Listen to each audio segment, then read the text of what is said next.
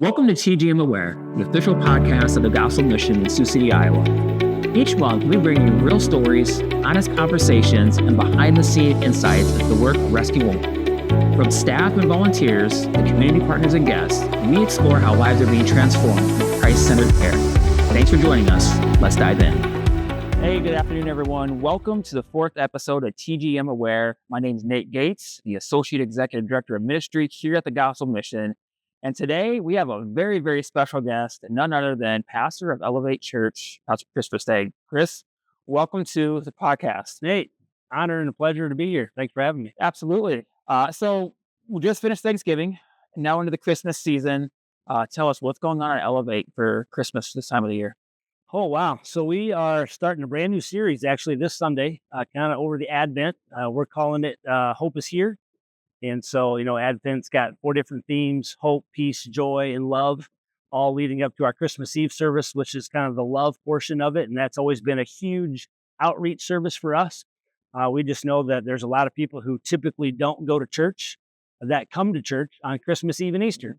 And so we really gear our service towards those people on Christmas Eve. And so we're really going to be honing in on how the reason that Jesus came on Christmas was really because of how much he loved us in order to die on the cross, and his death on the cross and his willingness to extend grace and forgiveness to us proves once and for all how much he loves you. And I think so many people really struggle with the truth that God loves them unconditionally. And so we just really want to hone that and drive that truth home on Christmas Eve, that you are the one that God loves. And then we've created, I think, a very, very powerful video that we made here at Elevate to really drive this point home that I think is going to be pretty life-changing at Christmas Eve. I'm really excited about it. Okay, so building it up, excitement. What are the services? You have multiple services. Yeah, multiple service Christmas Eve, one at 3, one at 5. Okay, awesome. And so, I mean, you're a great leader, got a great staff, great team there.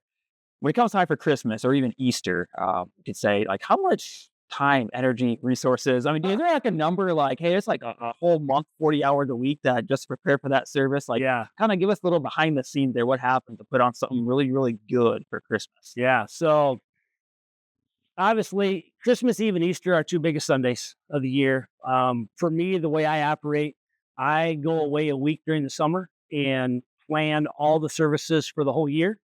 And so put a lot of thought into what Christmas Eve and Easter is going to look like. And then we actually, like Christmas Eve coming up, we start planning 1st of October and start putting the pieces of the puzzle together and try to the creative elements and all of that. And so Josh and I and Katie have been planning Christmas Eve since October. So we'll put almost three months worth of effort into one service. That's on top of doing every Sunday. Yeah, yeah.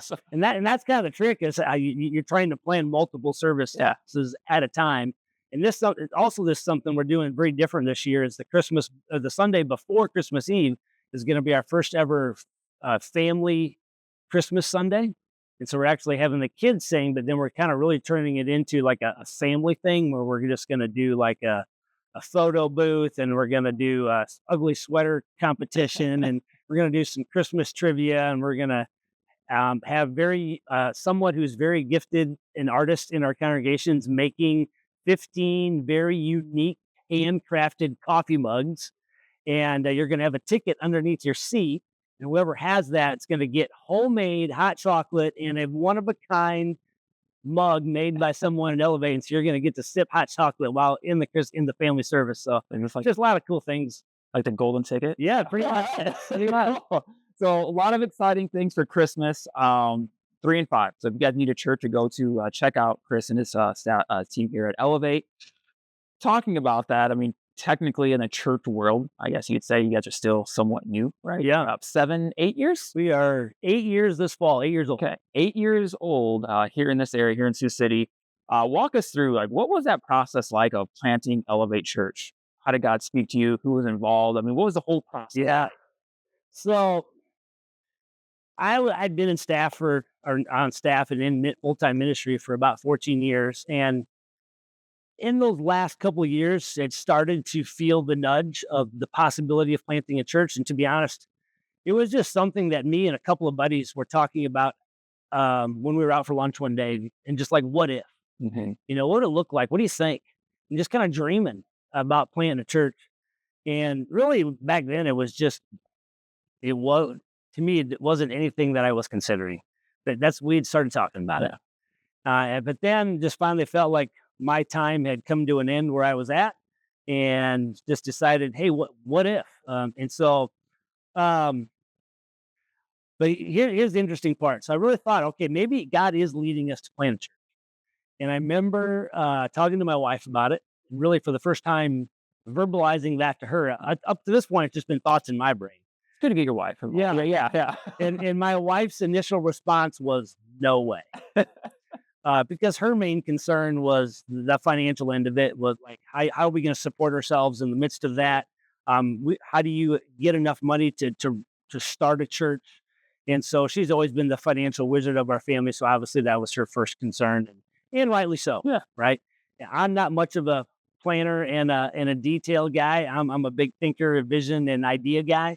And thus it's really important to build good teams that can support those types of ideas. Anyway, so we decided, okay, we're going to pray about it for 3 months. And so it was really interesting. During that 3 months, my heart started going the opposite direction, just being filled with doubt, hesitancy, fear. Like, there's no way. Like, I've never done this before. How is this going to be possible? And God started working on my wife's heart, the opposite. And she was like, all right, God, if you're really in this, then I guess we just need to trust you, and I need to trust you, and we'll figure it out. So about a week before we were going to make the final decision, two pretty big significant events happened. One, a buddy of mine gave me a book, and it was funny because it was a secular book, but it was called The Alchemist. And really, this book is about this guy on a search for his destiny. And you could definitely read the book in such a way that God was guiding him to his exact purpose in life. And so it's one of those books where I'm not a big reader, but it's one of those books where once I picked it up, I read it all night long, never put it down. And at the end went, holy cow. All right, God put this book in my lap at this time for a reason. And so that was just kind of the first step in kind of pushing me over the hump. And then the final straw was out of nowhere. I had a buddy of mine call me up one night and said, Chris, hey, I hear you have a dream to plant a church. He goes, I want to take you out for breakfast tomorrow. So we go out for breakfast, 6 a.m. at Perkins. And I cry every time I tell the story. Basically, he says, Chris, I hear you've got this dream, and I believe in you. And so I want to make it possible for you to do this. And so here's the deal. I'm going to give you a job at my company, and I'm going to pay you whatever you want to be paid. You work 20 hours a week for me, and then you spend the other 20 hours a week and you go make this church happen.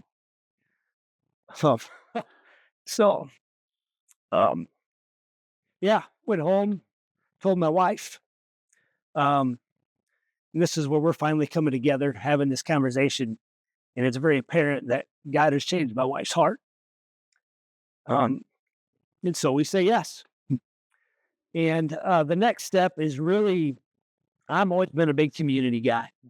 I never want to do anything by myself. So I've always said, God, hey, if you really want me to do this, just give me one other person that's going to have my back, that we can do this together. Because I feel like if I have, one of my favorite quotes is from a movie is it's called "The Strength of a Warrior is the man next to him." And I really believe that. And, Jesus sent people out 2 by 2. So the first people that we asked, and this was really another confirmation, was my good friend, Ethan Stafford, and his wife, Taylor. They were leaders for me at the college ministry. Elevate was a college ministry prior to it being a church.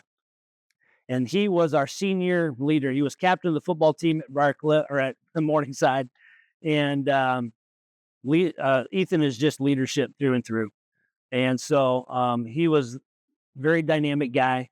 And so we asked Ethan and Taylor if they'd be willing to do this with us. And they immediately said yes. And so at that point, we knew we were, all right, here we go. And so started gathering a few people. And, Mark and Michelle Lennon have been with us from the beginning. Tim and Lindsay Boothie have been with us from the beginning. Trent and Julie Stulick have been with us from the beginning. Those are some key people that came with us. And from there, we just started recruiting people. And we said, hey, we're going to try to launch in the fall of 2017. and we're going to launch when we get to 40 people. And so we started in January, and by the time we got to August, we easily had 40 people meeting in Trent and Julie Stewart garage. That's where we were meeting, and kind of meeting once a month, doing some training and equipping, and yeah, that's how we got started. That is so cool. Very powerful. Thank you for sharing. A couple things. There's a lot of things from there. One, this doesn't just happen like overnight. You're already noticing it. It's cool how God works in multiple ways. You're noticing, hey, I think I should kind of step away, step down from here. At the same time, you have this thought going through your mind. You don't realize it.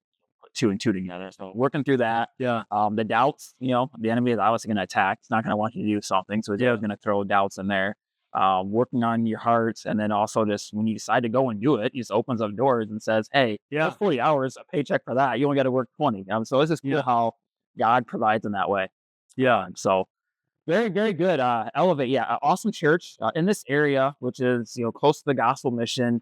You have a lot of people that come from the gospel mission to Elevate Church. You also see it just out in the community, and you guys are open throughout the week. What are some of the things that you notice when you walk and you see someone who's coming from the gospel mission, that, or you're just out in the area and you see someone homeless? What goes through your mind? What goes through your heart? What do you feel God telling you? What's a huge need that you Yeah. No, so we always felt like God was specifically calling us to the west side of Sioux City, because we felt like this was probably in Sioux City the highest population of unreached people, people who didn't know Jesus Christ, people who were far from God. So we just felt like this is where God was calling us. And so we knew that when we planted Elevate, it was going to be more of a feel of like an inner city type church. And so, and that kind of just fits who I am, because I'm not some fancy guy who wants to be apart from everybody. Like, I'm just a normal average Joe, and I just like hanging out with everyday people.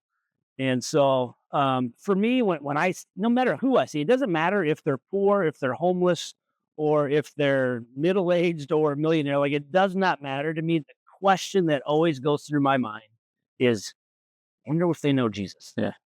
And what can I do to build a relationship with someone in order to encourage them in their relationship with Christ?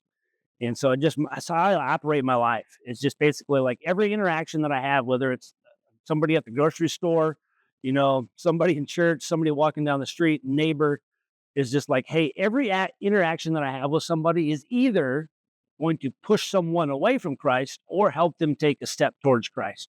And so for me, I'm always just really curious in what people's stories are.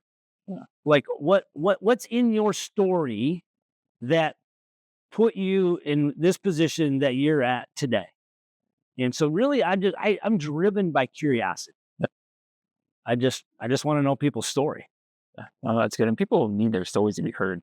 Yeah, it's so easy. 100%. So easy. We talked even a little bit before this, like about church, how sometimes it can be very just religiously legalistic. So you kind of just tell people what you should do, but just listen. I think listening is like a lost art of love, to be honest with you. Listening to someone else, and people want to talk about themselves. They want to talk. They want to be able to vent, someone to listen to them, care. So that's awesome. I mean, we're ambassadors of God right there. We reflect His character, whether it's in the grocery store, neighborhood, wherever. We're all created in His image. He wants to love us and redeem us. So that's pretty cool. But you talked a lot about outreach, whether it's here, other ministry endeavors that you've had. Just talk about the importance, especially as leaders, as a pastor or just any kind of leader in a church, why it's so important to have a presence, being out in the community, and making, I don't say yourself, but just being out in the community. Yeah, I would say it's the number one thing about who we are is we're an outreach focused church. I let people know up front, like my heart beats for people who are far from God. And so, I look at Luke chapter 15, where it's the parable of the lost sheep, the parable of the lost coin, the parable of the prodigal son. It's obvious in Luke 15 that God's heart beats for people who are far from God. And so that's something that God has impressed upon me, that if I'm going to be doing ministry, my heart needs to look a lot like His, and God's heart beats for lost people. And so, I think when you are outreach focused and gospel centered, when you look through that lens, how you do church looks differently than what you grew up with, because that means we're going to be on the front lines. of reaching messy people in the trenches. Right. Yep. And so the people that walk in through your front doors are going to look very different than the people that walk through your front doors as a child. But when you are part of a church where people are coming to know Jesus Christ for the first time, it's evident that life change is happening. Baptisms, all kinds of adult believer baptisms are happening. That to me is the sign of a growing, thriving church. When you're doing multiple adult believer baptisms, where you have new people coming every Sunday, and because people understand that we're not just about sitting in this holy circle thinking about ourselves, but we actually have to be outreach focused, thinking about the people out there. Um, and so, yeah, I think when you're an outreach focused church, we always tell people, like, look, church is not a building. Church is people, and church leave the building every Sunday morning. And what we do most matters is outside the walls of this building. You know, our mission field. Yeah, that's our mission field. And so I just think being out there lets the community know too that we care about them, right? Like, because we are out in the community all the time. Whether it's we have a great partnership with Los Hills Elementary. We do so much for Los Hills Elementary that it's one of the lowest income schools in Sioux City. So we've put ourselves on the front lines of encouraging teachers and supporting families in Los Hills. The Gospel Mission has been a great partnership. Like, a huge part of who is coming to Elevate are people from the Gospel Mission. And so we do everything that we can to support what's going on there, because those are the people that are coming to our church. And so I think being out in the community does two things. It lets the people who aren't going to church know that we care about our community.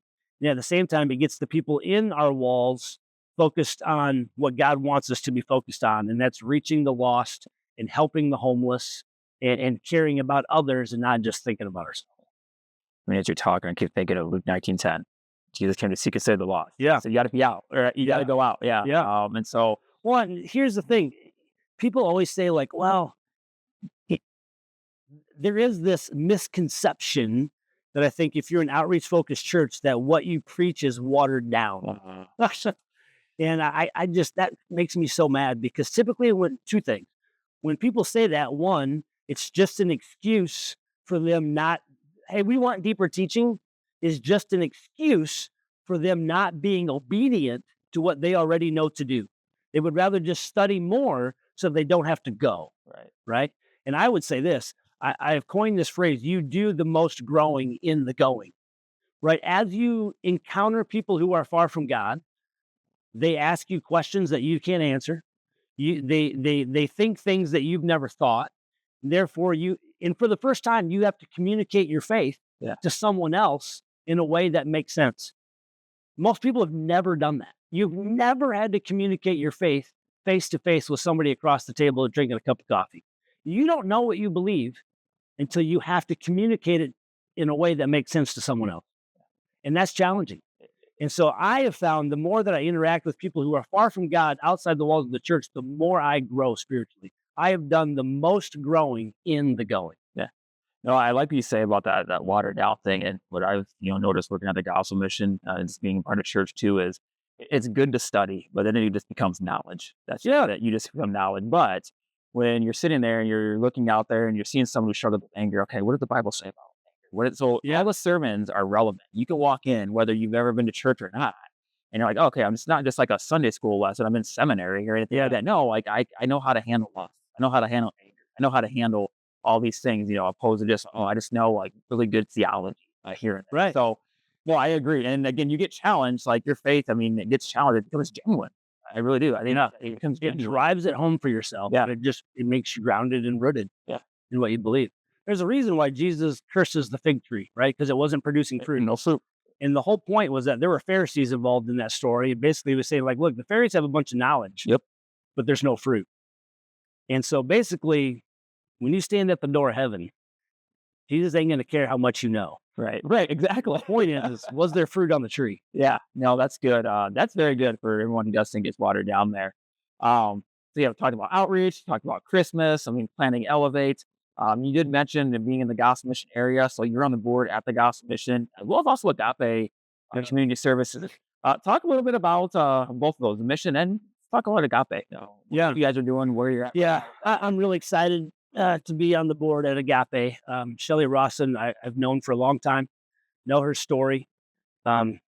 There's nobody in Sioux City that's more on fire for Jesus than Shelly Rawson. They're inspired. Yeah. And so I do believe that Agape Community Services is probably the biggest move of God in our city right now. If you know Shelly's story, the fact that God is using her to build this facility and she's already raised $2.5 million, that is the biggest God story in the city. It's insane to me just to watch and to see how God's moving. It's been incredible. But Agape Community Services is going to be a faith-based addiction treatment center, which there is nothing like it really in the Midwest. You have a lot of treatment centers that are 30-day based and they're non-faith based. But this is going to be, minimum of 90 days. And it's going to have a faith-based component to it, along with cognitive behavioral therapy, which is a huge piece of it as well. And it's going to be reaching men in the beginning. And I believe that I'm a huge marriage ministry guy. I'm a huge men's ministry guy. I believe that one of the reasons marriages are falling apart because men are passive. They're not stepping up to their responsibility of keeping a family together. And so this just really accomplishes a lot of things. It helps people get over addiction. It restores faith. It restores family. And it restores men as the spiritual leaders of their home. And there's nothing better for our culture than that. Yeah. So I'm 100% bought into what God's going to do through Agape Community Services. And I do believe addiction, and you guys know this at the Gospel Mission, it's the number one issue in Sioux City. It's addiction. It's destroying people. It's destroying families. It's destroying our city. And if we don't get the right resources in place to help treat that addiction, we're just going the homeless population is just going to continue to grow. No, absolutely. I feel like we got to get to the root. Yeah, and addictions come in so many different forms. Just working at the mission, it's not just drugs and alcohol. Yeah. Yes, that's huge. It's sex, it's gambling, it can be your kids. To be honest, it's anything you're placing above God, which is ultimate idolatry. But yeah, I like how you say the cognitive thinking part right there. It's just rewiring really their mind with truth. Yeah. And yes, and Shelly is like Team Jesus. She always says she is just the most inspirational person we have out there. What are some next steps for Agape? Yeah, so I think right now we're in the process of just finishing the fundraising process. I think we've got about, $500,000 to raise yet. Okay. And so just continuing that process. We're hoping, to break ground this spring. And so then it's going to be a process of getting licenses and getting staffing and all that to put us in a position to be up and running. But really right now, as most people know, Shelly's cancer is back. Yeah. And so it's just a lot of prayer over Shelly and healing her body, and a lot of prayer that God brings the right donors at the right place to get this thing off the ground. So on there, $500,000 sounds like a lot, but to God, it's nothing. Yeah. If anyone wants to donate to Agape, tell them how they can. Yeah, if you just go to Agape Community Services website, I think there's a link on there where you can give and click on that and give. Yeah, awesome. Yeah, so help them out. Really cool things going on there. I talked about mission, elevates. What are some other needs in Sioux City in the area? And you notice, just not necessarily just on the west side of town, but just anywhere. Some of the biggest needs that you are noticing here in Sioux City. To me, from what I see, and I'm sure you guys probably see this at the Gospel Mission too, but probably one of the biggest requests that comes through our door, physically anyway, is affordable housing. Yep.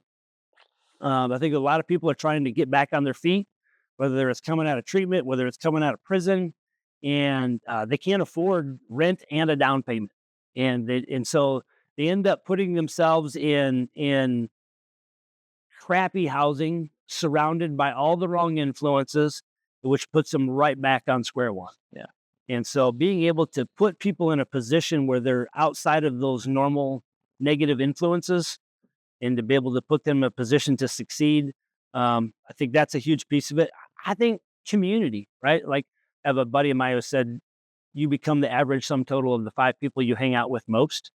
And so I think surrounding people with the support and the community that they need to be successful is a huge need. And that's where I think, for me, church comes into play. I think people are in need of loving, supportive, encouraging community.